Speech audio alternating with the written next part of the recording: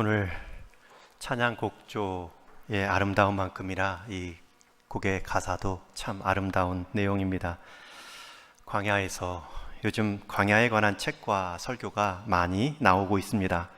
지금 이 코로나 시기가 광야의 척박함 같이 여겨진다는 뜻이고, 또 말씀과 함께 그 시기를 건너가자라는 권면의 뜻이겠지요. 여러분, 광야는 히브리어로 미드바르입니다. 미드바르, 광야라는 단어인데, 이 단어와 비슷한 또 하나의 단어가 있습니다. 그것은 다바르라는 청종하다라는 뜻의 단어입니다. 여러분, 이 광야 또 청종하다, 미드바르, 다바르 아무 연관이 없는 것 같은데 두 단어의 어원이 하나입니다. 한 단어에서 파생된 단어입니다. 여러분, 광야, 넓을 광자, 들야자, 넓은 공간에 있는 것은 아무것도 없습니다. 광야만큼 비어있는 자리, 부족함의 자리가 없지요. 그러나 그곳에는 다바르가 있습니다. 아무것도 없는 것이 많은 자리에 하나님의 말씀이 많이 경험될 수 있습니다. 아무것도 없는 광야만큼 하나님 말씀에 집중하기 좋은 때도 없지요. 광야에 설 때만큼 하나님이 우리 인생 보호자시다, 말씀으로 인도하신다라는 것을 배울 수 있는 좋은 기회는 없습니다. 하나님께서는 광야에서 만나를 내려주실 때에도 만나를 직접 하루하루 먹이시며, 이것은 너희의 배만 채우기 위한 목적이 아니다, 내가 광야 시절에도 너희를 책임진다라는 뜻으로 이 만나를 주셨습니다. 후에 모세는 이 만나를 회상하며 앞에 신명기 8장에서 이런 고백을 합니다. 우리 한번 같이 읽겠습니다. 시작. 너도 알지 못하며 내 조상들도 알지 못할 만나를 내게 먹이신 것은 사람이 떡으로만 사는 것이 아니오 여호와의 입에서 나오는 모든 말씀으로 사는 줄 내가 알게 하려 함이십니다. 아멘.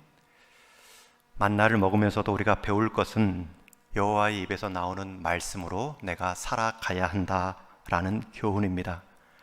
여러분, 그것을 가장 분명하게 경험할 수 있는 때가 바로 인생의 광야입니다. 광야 시절을 경험하는 사람은 삶의 본질과 비본질이 명확하게 갈려집니다. 끝까지 내가 쥐고 가야 할 것, 포기하지 말아야 할 것들이 남게 되고요, 없어도 되는 것, 사치스러운 것들 다 사라지며 필수품만 남듯이 필수적인 요건만 남는데 그것이 바로 말씀입니다. 앞에 11장에서는 하나님이 주신 만나에 배부르지 않다 불평하며 고기를 구하고 애굽의 여러 별미들을 요구했던 그들의 입에 하나님은 메추라기를 가득 채우신 후에 심판하셨습니다. 입에 고기를 넣은 채 죽어가던 이스라엘 백성들은 그제서야 깨닫습니다. 아, 내가 배는 부르지만 죽어가는 인생이구나. 내 입에 고기는 가득 채워졌지만 하나님의 진노도 함께 먹는 인생이구나. 그들은 만나를 통해 하나님의 말씀 앞에 서지 못했습니다. 하나님의 보호하심은 광야를 지날 때에도 이렇게 신실하게 만나를 통해서도 인도해 주신다는 그 영적인 말씀에는 닿지 못했습니다. 저는 우리 동인의 모든 성도님 분명히 광야를 지나고 있습니다. 또 앞으로도 인생 광야는 찾아옵니다. 그럴 때에도 반드시 우리에게 있는 것은 하나님의 보호하심에 만나요. 그 만나를 통해 하나님의 약속의 말씀을 먹고 이겨나갈 수 있기를 축원합니다. 오늘 본문에선 또 한 가지 광야 시절에 잊지 말아야 될 한 가지 교훈을 주십니다. 앞에 11장의 내용은 몸의 불편함으로 몸의 체험을 간구하다, 함께 몸이 망하는, 함께 몸이 심판을 당하는 일을 다루고 있다면, 오늘 12장에서는 이 광야 행진에서 참된 리더, 참된 권위는 무엇인가, 권위에 관한 문제를 교훈해 주고 있습니다. 오늘은 교훈 중에서도 리더, 모세, 리더십, 권위에 관한 주제를 다룰 것인데요, 특별히 여기서 모세가 어떤 리더십을 보였는가, 어떤 권위를 가졌는가 이렇게 주목하지 마시고 지금 모세는 어떤 권위 아래에 있는가, 지금 모세는 누구를 리더 삼아 광야를 지나고 있는가, 여러분 이 관점으로 본다면 우리 모두는 모세가 될 수 있습니다. 나는 모세가 아닌데요, 나는 모세와 같은 권위와 리더십의 자리가 아닌데요 라는 관점이 아니라 모세가 광야를 지날 때 어떤 권위 아래, 어떤 리더십 아래 그 광야를 지났는가를 관점으로 살피고 전하면 좋겠습니다. 앞에 1절부터 3절 내용을 보시면 모세가 구수 여자를 새로운 아내로 취합니다. 모세가 구수 여인이라는 이방 여인과 새로 결혼하는데 첫 번째 아내였던 시포라는 이미 죽었기에, 아니면 일부 성경학자들은 다시 장인 이드로의 집으로 돌아갔을 것으로 예상도 하고요. 성경은 구체적으로 말하고 있지 않지만 아마 사별한 후에 다시 재혼한 사실을 기록하고 있다 말합니다. 여러분, 구스 여인은 당시 북아프리카 이디오피아 나라의 여인입니다. 이방 여인이지요. 그런데 그 이방 여인을 새로운 아내로 얻는 과정에서 노이 여자 형인 미리암과 아론이 그 결혼 상대에 대해 문제를 제기하며 비방합니다.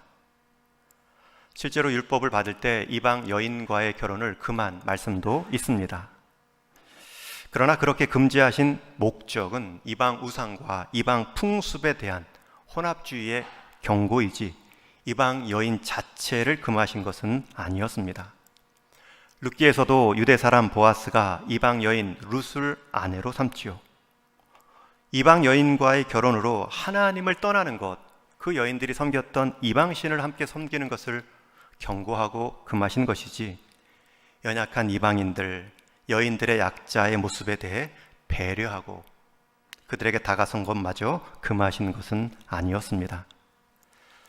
아무튼 모세가 구스 여자를 취한 것에 대해서도 성경은 어떤 평가를 내리지 않는 것을 보면 모세가 이방 여인을 얻었지만 함부로 분별 없이 우상에 빠진 여인을 취한 것은 아닌 듯 보입니다. 오히려 성경은 왜 지금 미리암과 아론이 모세를 비방하고 있는지 그 숨은 이유를 2절에 이렇게 표현합니다. 우리 2절 말씀도 같이 읽겠습니다. 시작. 그들이 이르되 여호와께서 모세와만 말씀하셨느냐 우리와도 말씀하지 아니하셨느냐 하매 여호와께서 이 말을 들으셨더라. 여러분, 이 2절의 말씀을 보면 아론과 미리암이 지금 모세를 비방하고 있는 이유는 모세의 권위, 모세의 리더십에 대한 시기심 때문입니다. 자신들도 모세만 못하지 않은데 왜 모세의 권위만, 왜 모세의 리더십만 주목받고 있느냐, 마음의 불편함입니다. 이미 이방 여인을 취하기 전부터 그 불편함이 있었는데 이방 여인을 통해서 그것을 표현하고 있는 것입니다. 우리에게도 권위가 있으니 우리도 좀 알아달라라는 불평이지요. 여러분, 여기서 권위에 대한 정의가 필요합니다. 여러분은 권위의 정의를 어떻게 내리십니까? 권위가 무엇입니까? 저 사람은 권위 있다라고 할 때 어떤 이미지가 떠오릅니까? 권세와 위엄이라는 뜻의 권위가 무엇입니까? 여러분, 권위는 좋은 것이고 모든 권세는 하나님께로부터 나온다는 말씀처럼 하나님이 세워놓으신 질서입니다. 그런데 이 권위는 권위주의하고는 또 다릅니다. 권위란 것은 한 사람의 인격과 행함의 진실함에 나오는 주변의 자발적인 반응입니다. 그런데 권위주의는 한 사람이 자신의 직함, 자신의 자리를 가지고 주변을 낮게 보고 군림하려는 태도, 그것도 강압적으로 군림하려는 모습을 권위주의라 말합니다. 여러분, 미리암과 아론은 지금 권위에 대한 이해를 잘못하고 있습니다. 남이 나를 높이는 것이 권위가 되는 것인데 내가 나를 높임으로 권위를 말하는 권위주의에 빠져 있습니다. 그래서 권위라는 것은 공동체의 질서와 신뢰를 주기 때문에 권위는 반드시 있어야 됩니다. 그러나 권위주의는 공동체에 불신을 낳고 교만함을 주기 때문에 반드시 무너뜨려야 하는 퇴행적 모습입니다. 아버지가 가정에서 권위가 있어야 합니다. 아내와 자녀들은 세워 주어야 합니다. 그러나 아버지가 권위만을 내세우며 그 자리 때문에 누리려 하고 군림하려 하면 그것은 권위주의입니다. 모세는 단 한 번도 권위를 주장하지 않습니다. 그러나 하나님과 주변에서 그 권위를 세우고 인정해주고 있습니다. 그런데 권위주의에 빠진 아론과 미리암은 스스로 권위를 얻을 수 있다 생각하며 지금 권위 있는 자를 비방함으로 나도 그 자리에 그 권위의 수준에 설 수 있다 착각하고 있습니다. 그 결과 그들은 가장 낮은 자의 위치로 떨어지게 되죠. 여러분, 이 형의 이 누이의 비방에 대해서 모세는 침묵합니다. 오히려 사람의 비방에 침묵했던 모세는 나중에 하나님께 향하지요. 사람에 대해 침묵하고 있다라는 것은 지금 모세의 권위를 보여줍니다. 여러분, 지금 모세는 하나님 권위 아래 살아가고 있음을 깨닫고 있습니다.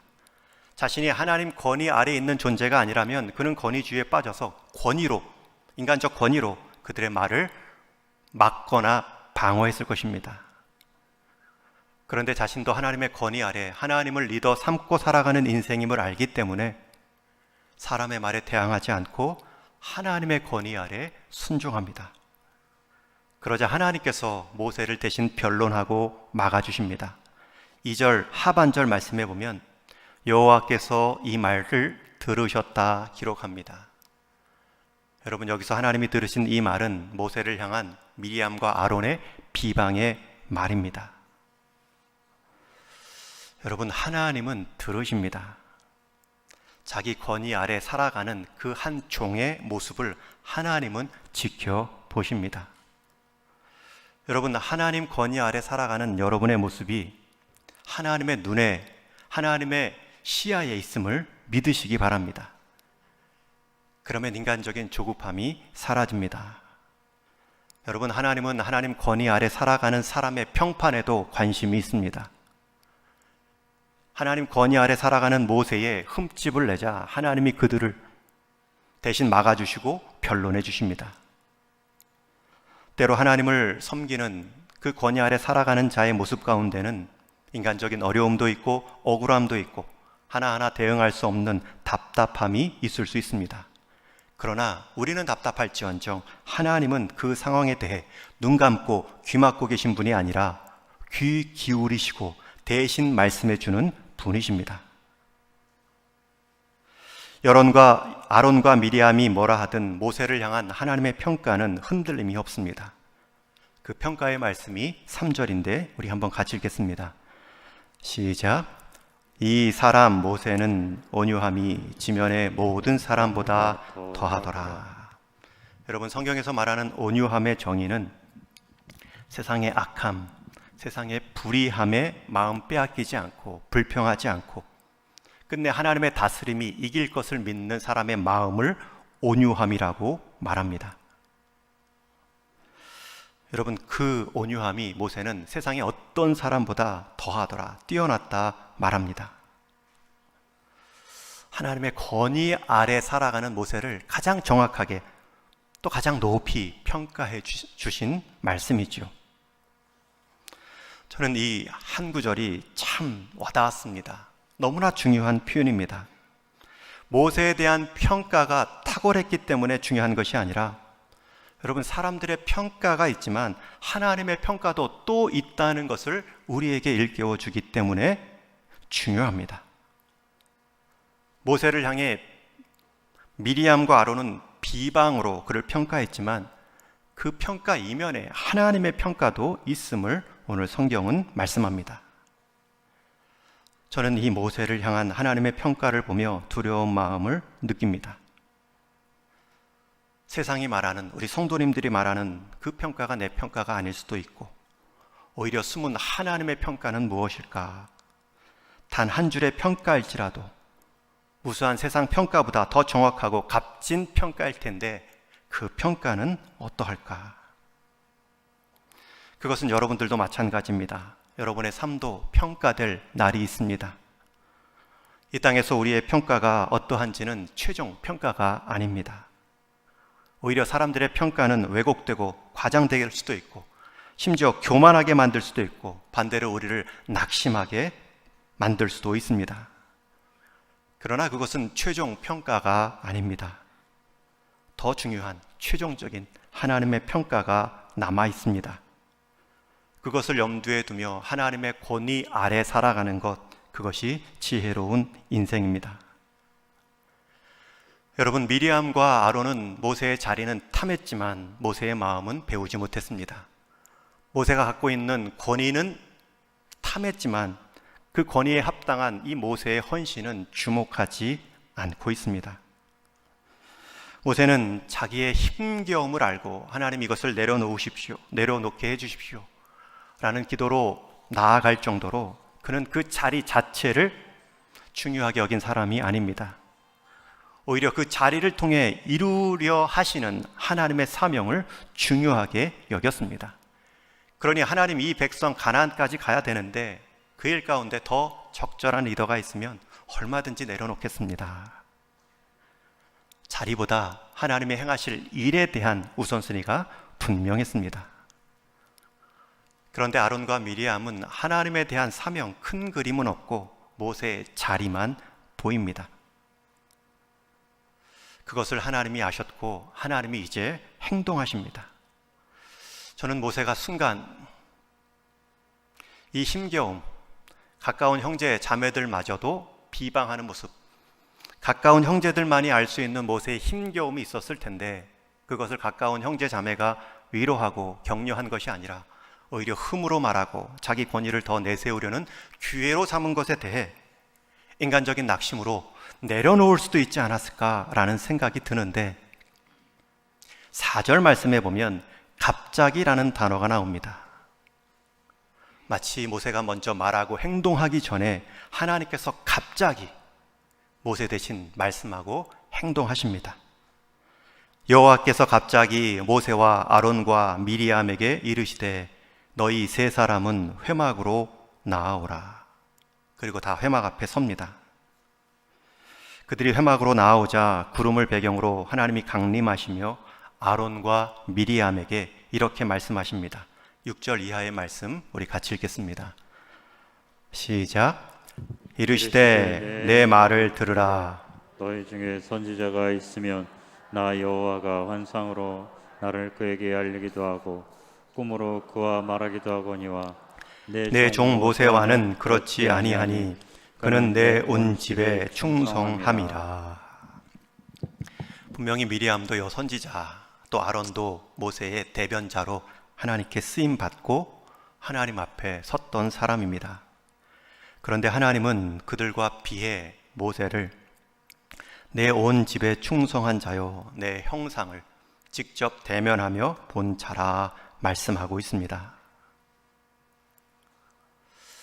여러분, 모세는 하나님 권위 아래 자신을 두었더니 하나님은 하나님 자신의 권위로 모세를 막아주고 계십니다. 이것은 이미 충분히 모세의 형제인 미리암과 아론에게 주어진 경고의 말씀이었습니다. 출애굽기 14장에서도 그가 너를 대신하여 백성에게 말할 것이니 그는 내 입을 대신할 것이요 너는 그에게 하나님같이 되리라. 아수와 모레의 관계, 모세와 아론의 관계를 아론은 모세의 입이 되지만 모세는 그에게 하나님과 같은 리더십을 보일 것이라 경고해 주셨습니다. 그런데 그것이 불만입니다. 그것이 불평의 이유입니다. 그 상황에서 그들은 비방으로 그의 권위를 내려놓고 자신들의 권위를 세울 줄 알았지만 그들은 그 자리마저 떨어지는 심판을 맞게 됩니다. 하나님이 진노하시고 떠나신 후에 미리암은 심한 나병에 걸려 피부가 눈같이 하얗게 되었습니다. 그 모습을 본 아론이 두려움에 떨어 자신들이 무엇을 잘못했는지 깨달으며 모세를 향해서 내 주여라는 표현으로 이 벌을 좀 멈추어 달라 요청합니다. 여러분, 그제서야 모세는 처음 입을 열어 말합니다. 1절에서 16절까지 쭉 침묵했던 모세가 13절에 가서야 비방을 한참 다 듣고 그 비방을 막아주신 하나님의 음성을 한참 들은 후에 첫 말을 떼는 것이 이렇습니다. 13절 말씀 같이 읽겠습니다. 시작. 모세가 여호와께 부르짖어 이르되 하나님이여 원하건대 그를 고쳐 주옵소서. 여러분, 처음 말을 뗀, 입을 벌려 말을 한 내용, 그 대상은 사람이 아니었습니다. 오히려 그 대상을 품어 하나님께 고침을 요구하는 하나님을 향한 탄원의 기도였습니다. 그것도 대충 형식적으로 하는 것이 아니라 모세가 여호와께 부르짖어 이르되, 소리 높여 간절히 구했음을 알 수 있습니다. 그 내용이 무엇입니까? 하나님이여 그를 고쳐 주옵소서. 여러분, 모세는 또 한 번 하나님의 권위 아래 들어갑니다. 얼마든지 자기 방어권으로 상대를 부끄럽게 할 수도 있지만 하나님의 권위 아래 들어가며 하나님께 구하고 있습니다. 모세의 반응, 표현은 단 한 줄에 불과합니다. 그러나 그 한 줄에 나타난 모세의 태도를 보면 모세는 권위라는 것에 대해 리더십에 관해 분명한 통찰이 있었습니다. 모세는 권위라는 것, 자기가 주장한다고 생기는 것도 아니고 자기가 부정한다고 사라지는 것도 아님을 알고 있습니다. 오히려 권위는 모세에게 중요한 문제가 아닙니다. 모세에게는 주어진 사명, 이스라엘 백성들을 가나안까지 이끌어가는 그 역할을 감당하는 것입니다. 그런데 그 역할을 잘 감당하고 있습니다. 그 이스라엘 백성 가운데는 자기 형제 미리암과 아론도 포함되어 있기 때문에 그들이 나를 비방했다 할지라도 그들은 내가 품어야 될 백성이요 하나님의 자녀이기에 그들의 가나안 땅까지 함께 갈 수 있도록 그를 고쳐 주옵소서. 하나님은 이 모세의 간구에 응답하시며 그들의 생명을 살려주시지요. 그리고 온 백성들에게는 경고하듯이 내가 그를 깨끗하게 다시 회복시킬지언정 7일 동안 그대로 문둥병, 나병으로 진 밖에 둘 것이다. 이래 후에 들어오도록 허락하라. 그리고 백성들은 행진을 일주일 동안이나 멈춘 채 미리암이 왜 나병을 입었는지, 그리고 미리암이 지금 왜 진 밖에 있는지, 자신의 권위를 주장한 자의 끝을 보고 있고요, 하나님 앞에 자기의 권위를 내어 맡긴 하나님 권위 아래 살아간 자의 권위를 배우고 있습니다. 모세는 자신의 권위를 권위주의로 몰아가지 않았습니다.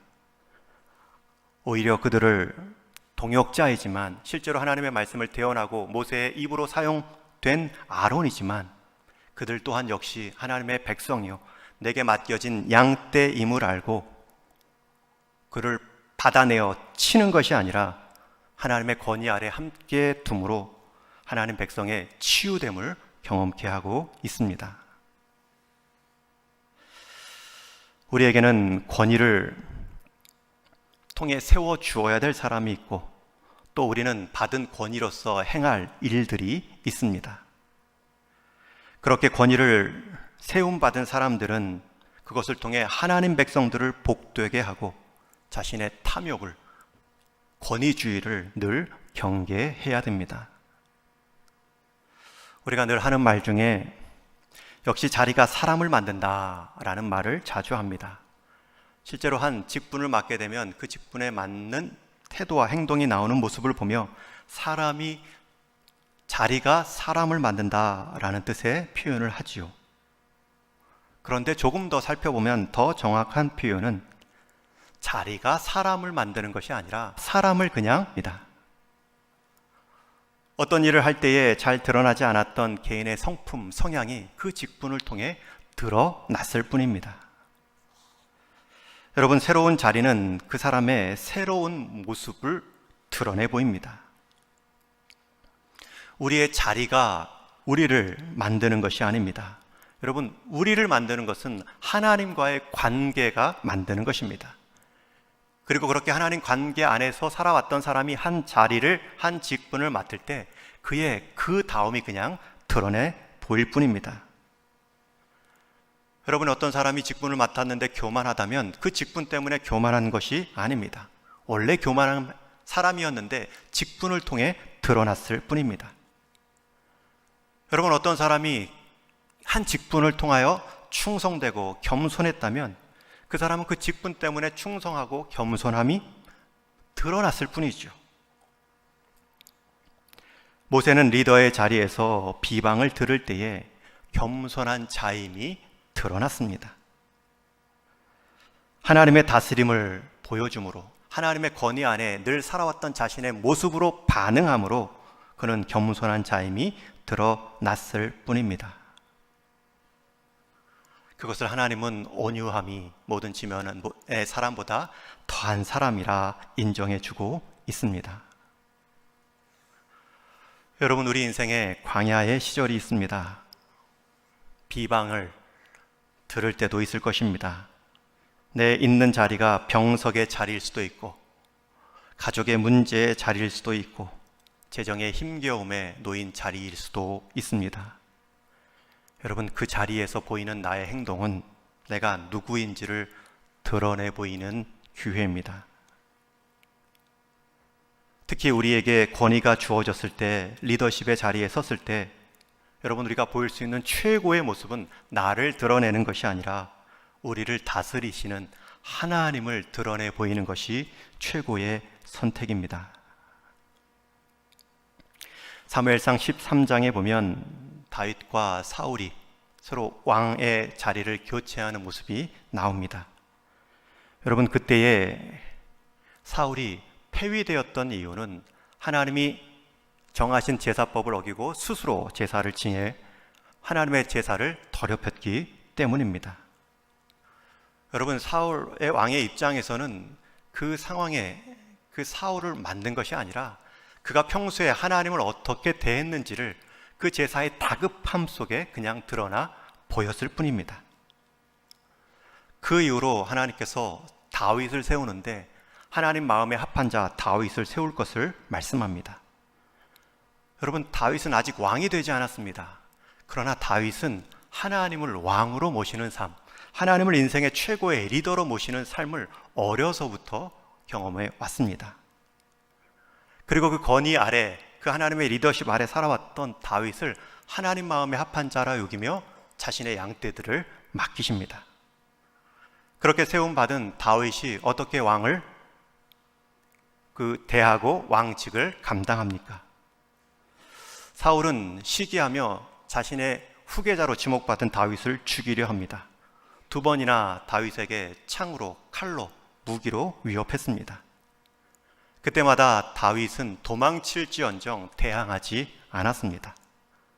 한 번은 자신에게 무방비로 있는 사울왕을 죽일 수 있는 2번의 절호의 기회가 있었습니다. 그런데도 다윗은 무기를 들지 않습니다. 왜요? 단 한 가지입니다. 그 사울왕 역시 하나님이 세운 권위의 자리에 있는 자라 인정했기 때문입니다. 얼마나 세상적인 논리로 사울을 제거하고 자기를 드러내 보일 수 있는 기회가 많았는지 모릅니다. 그러나 다윗은 하나님의 권위 아래 있는 자임을 보여줍니다. 그러니 하나님께서 하나님의 권위로 다윗을 보호해 주십니다.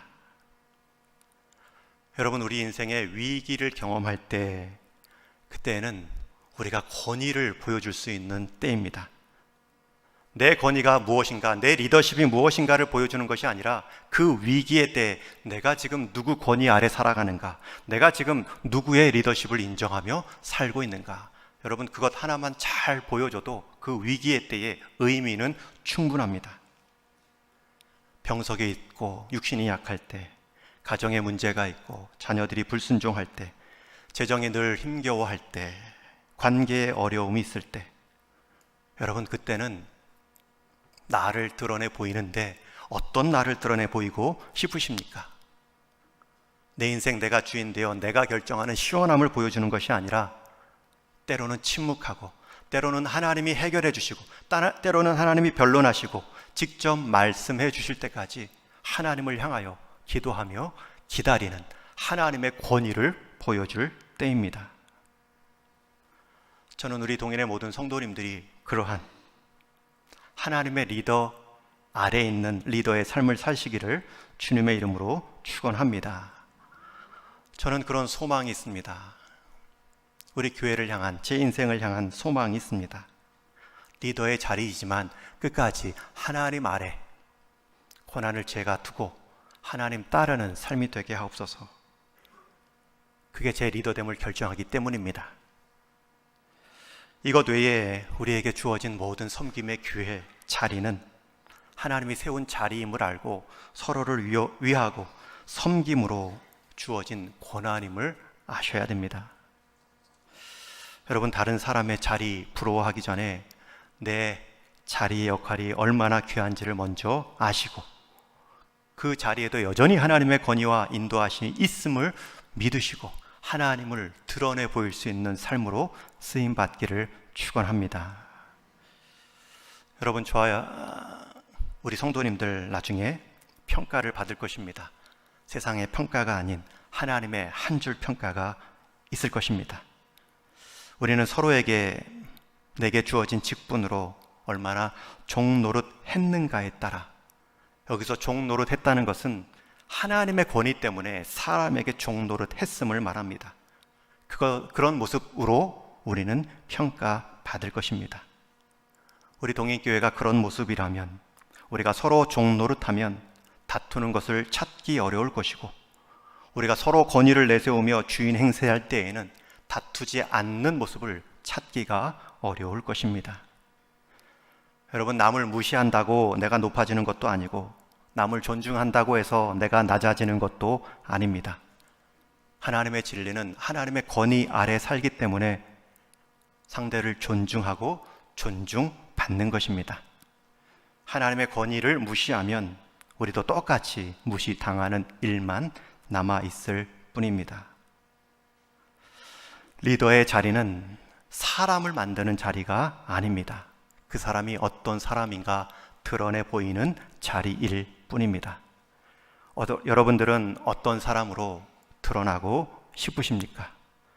하나님의 권위 아래 살아감으로 하나님의 다스림을 받고 있는 삶으로 드러날 수 있기를 축원합니다.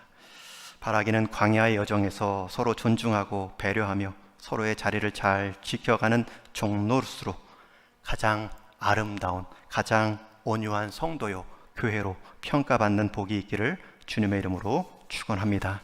우리 같이 기도하시겠습니다. 우리 인생에 광야와 같은 시절이 있을 때에 그때는